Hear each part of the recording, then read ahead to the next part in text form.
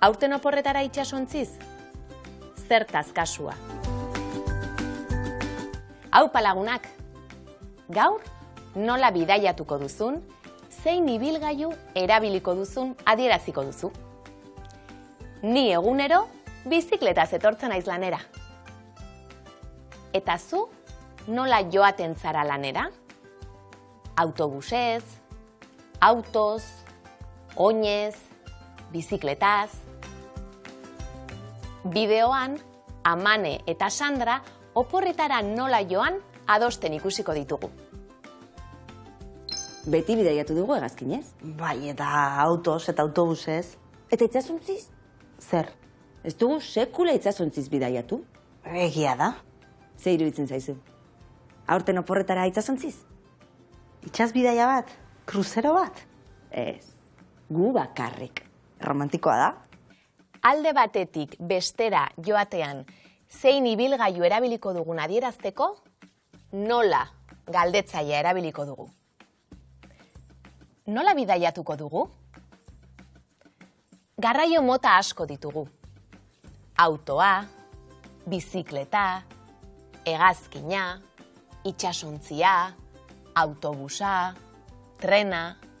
Ze ibilgailu erabiliko dugun adierazteko, zertaz kasua erabiliko dugu.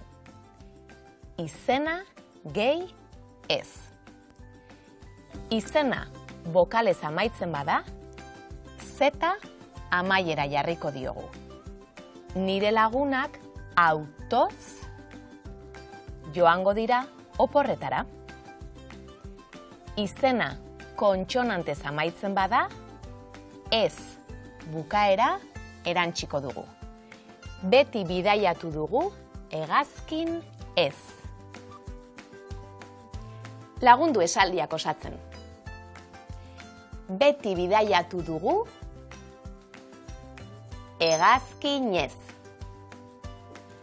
Aurten oporretara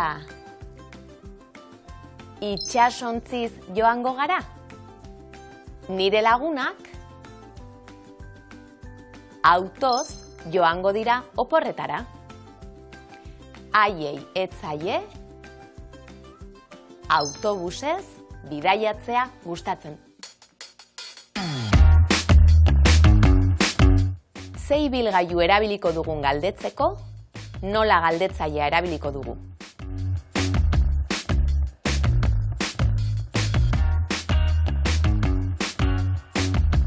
Nola bidaiatuko dugun adierazteko, zertaz kasua erabiliko dugu.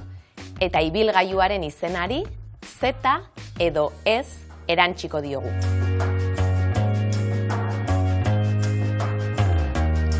Zertaz deklinabide kasuaren bukaerak.